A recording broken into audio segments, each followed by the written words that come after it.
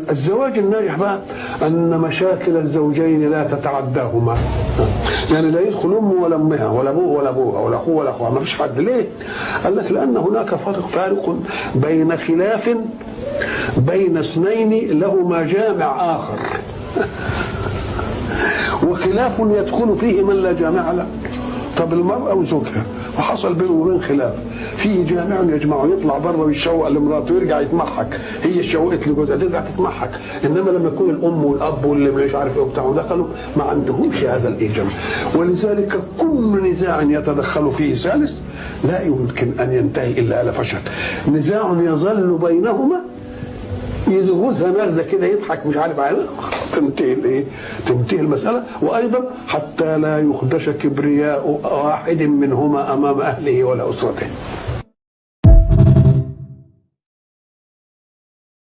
الراجل اللي دخل عند سيدنا ابراهيم وطلب منه ان يبيت عنده او ان يكرمه او لا، فساله عن دينه فطلع مجوسي فسك الباب بسببه، فعاتب الله ابراهيم قال له أنت لضيافة ليلى تريد أن يغير دينه وأنا طول عمره عايش.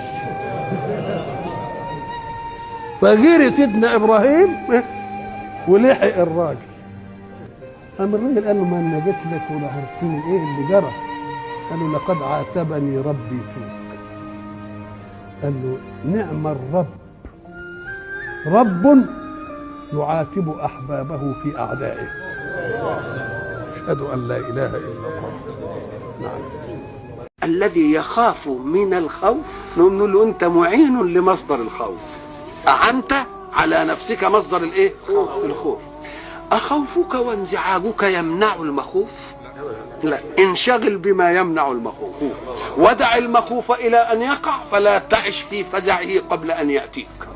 ليه؟ لأن آفة الناس أنهم يعيشون في المصائب قبل وقوعها فيطيلون على أنفسهم أمد المصائب. المصيبة لسه هتيجي بعد شهر وهو خدها من دلوقتي، يبقى طول عمر المصيبة ولا لا؟ حق سبحانه وتعالى ساعة تأتي المصيبة ينزل مع المصيبة اللطف معها، فكأنك إن عشت في المصيبة قبل أن تقع عشت في المصيبة وحدها معزولة عن اللطف. أول حاجة تحبها في نفسك أن تكون في سلام مع نفسك أنت، ولو كانت الناس كلها ضدك، إنما ساعة ما تقعد كده وتستقل تقول الله هم ضد اللي، طب أنا عملت إيه؟ أنا ما عملتش إلا الخير، أنا تبقى مبسوط كده لإيه؟ لسلام في إيه؟ في نفسك.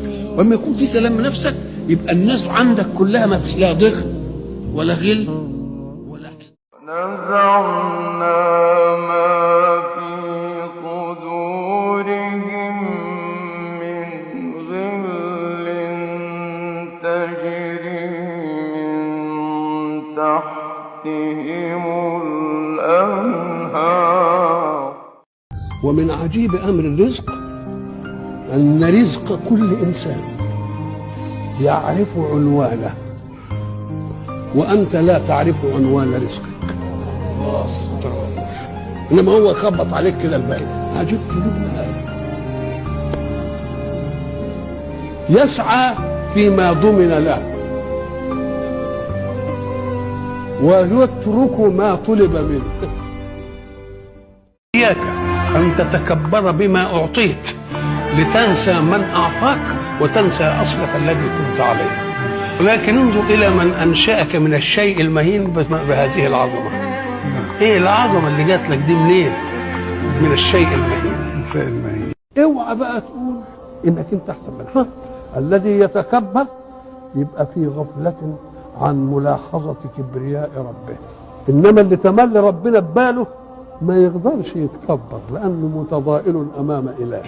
يا بني هذه المراه خرجت من ابيها ومن اخوتها ومن امها ولم يعد لها الا انت، فكن لها كل هؤلاء.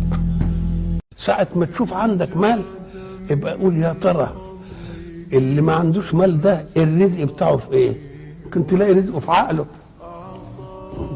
رزقه في ادبه، رزقه في حلمه، رزقه في سمعته بين الناس، رزقه في عافيته، ماشي بيشتغل وانت عمال تنهج وعايز مش عارف ادويه. الله، يبقى اذا الرزق كله ايه؟ ولذلك ساعة ما تشوف واحد أقل منك في حاجة قول له يا ترى أنت أحسن مني في إيه؟ ما حدش ابن ربنا، وما حدش أحسن من حد إلا بعمله. وياك تفهم الطبقات دي في العمل، لا، الطبقات في إتقان العمل والإخلاص فيه. واحد بيتقن عمله ويخلص فيه هو ده اللي. ولذلك إيه؟ إن أكرمكم عند الله أتقاكم.